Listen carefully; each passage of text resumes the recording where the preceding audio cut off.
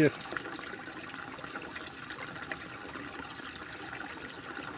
Balls എടുക്കണ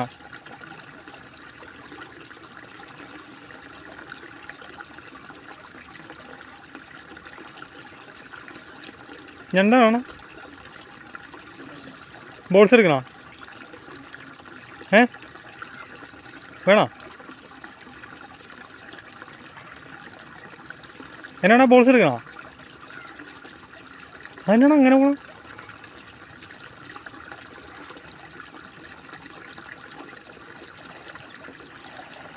എൻ്റെ അമ്മേ, അത് കലക്കിട്ടാണോ ഇതാണ് സാധനം.